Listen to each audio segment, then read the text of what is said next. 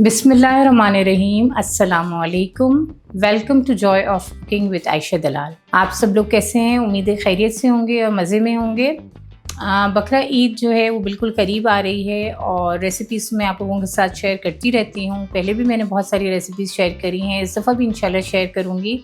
लेकिन आज जो मैं चीज़ लेके आई हूँ वो बहुत इम्पॉर्टेंट है इस हवाले से कि गोश्त को जब गलाना होता है तो उसके लिए हम क्या करें।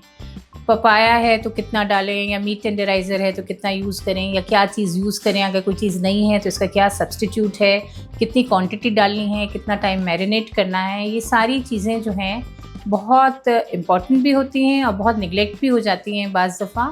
तो आज मैं आपको सारी जो है 4 तरह की मैरिनेशंस के लिए 4 तरह की जो हम टेंडराइज़र्स यूज़ करते हैं, मैं उसके बारे में आपसे डिटेल में आपको सारी चीज़ें समझाऊँगी।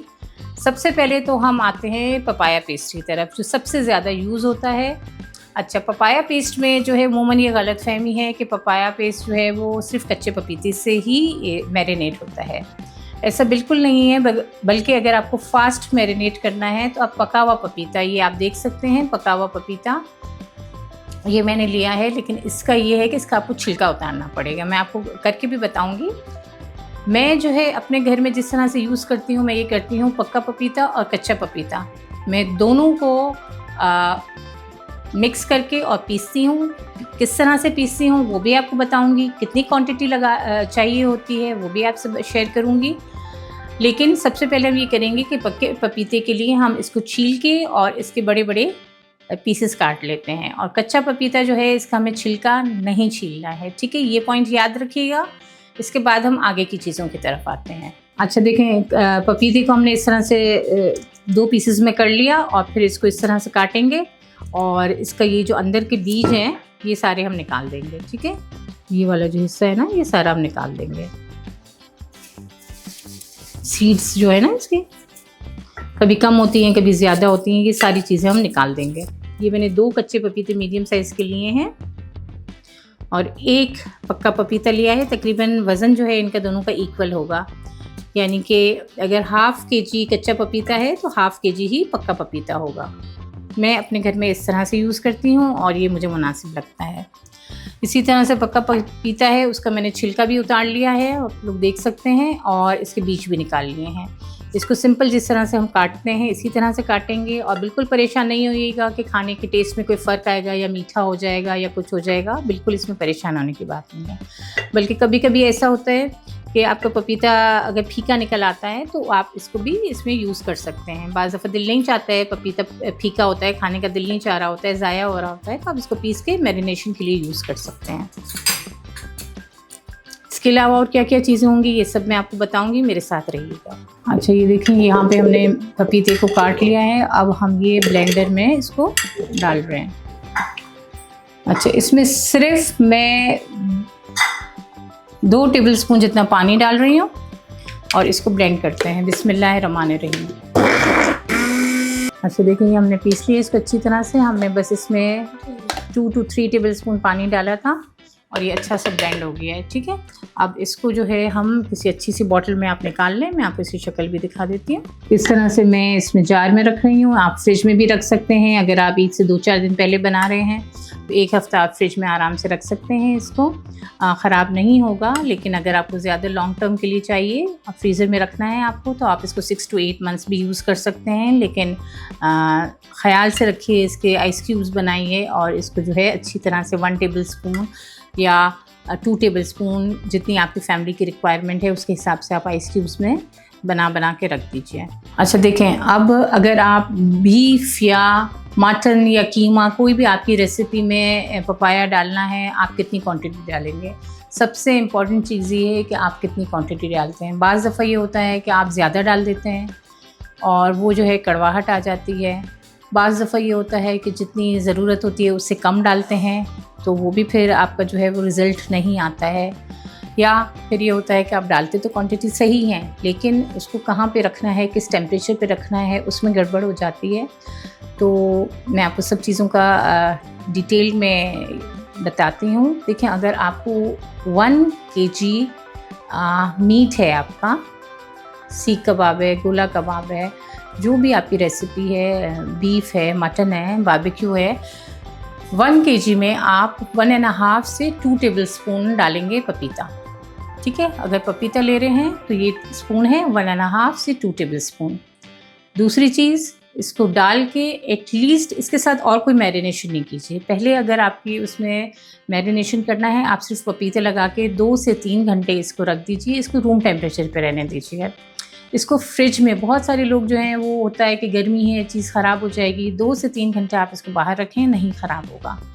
ठीक है, इसके बाद इसमें जो फर्दर मैरिनेशंस करनी होती हैं वो आप करें। जैसे जो भी चीज़ें हैं, मसाले वगैरह डालने हैं, लहसुन अदरक है, जो भी दूसरी सारी चीज़ें, वो सब आप 2-3 घंटे के बाद डालें। एटलीस्ट 2 से 3 घंटे आप इसको रूम टेम्परेचर पे रहने दें।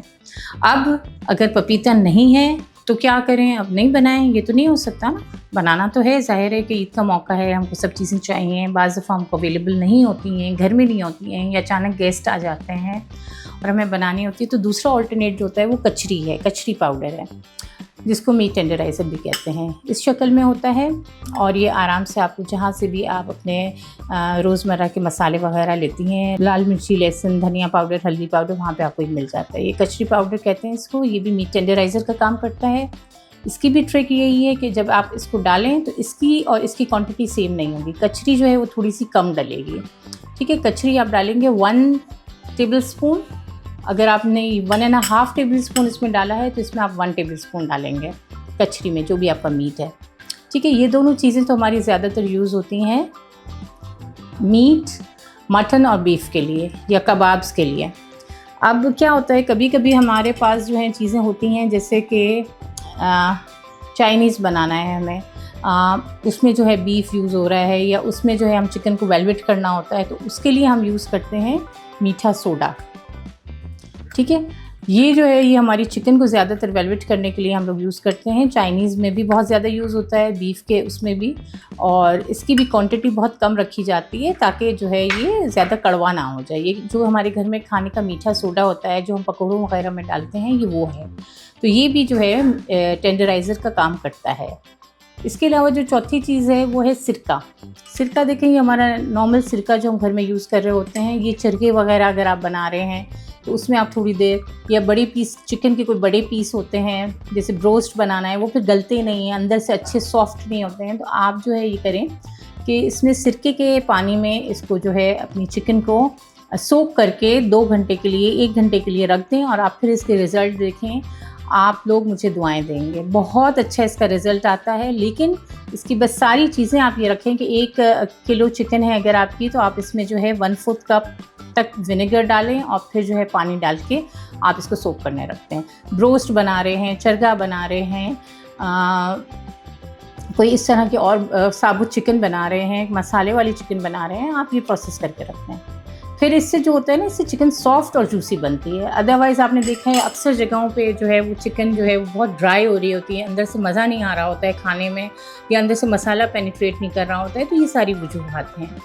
तो मैंने आपको सारी चीज़ों की तफसील बता दी है। मुझे उम्मीद है कि टेंडराइजिंग के हवाले से आपकी काफ़ी चीज़ों के सवालात के जवाबात मैं दे चुकी हूँ। इसके अलावा भी अगर आपको कोई चीज़ पूछनी है, you are more than welcome. आप मेरे चैनल पे मुझे कमेंट कीजिए, मैं आपको ज़रूर रिप्लाई करूँगी। और एक और चीज़ कि पपाया पेस्ट के फॉर्म में तो है, लेकिन एक होता है पपाया पाउडर भी। तो अगर आप वो सीखना चाहते हैं, मुझे कमेंट करें, मैं आपको पपाया पाउडर भी बताऊंगी। वो बहुत ज़्यादा हैसल फ्री हो जाता है। आपने 1 चम्मच डाली और आपका काम हो गया। आपको कोई फ्रीज़र में लंबा चौड़ा संभालने की ज़रूरत नहीं होती है। वो घर में जैसे दूसरे मसाले रहते हैं इसी तरह रह जाता है। अगर आप वो सीखना चाहते हैं पपाया पाउडर किस तरह से बनता है, तो मुझे ज़रूर कमेंट कीजिएगा, मैं आपको उसकी भी रेसिपी दे दूँगी। इंशाल्लाह फिर किसी और रेसिपी में मिलेंगे। अपना बहुत ख्याल रखिएगा, और जिन लोगों ने अभी तक मेरे चैनल को सब्सक्राइब नहीं किया है, मेरे channel like, share and subscribe कीजिए। मुझे अपनी दुआओं में याद रखिए, और इंशाल्लाह फिर किसी बहुत अच्छी सी रेसिपी में मिलते हैं। टिल देन टेक केयर, अल्लाह हाफ़िज़।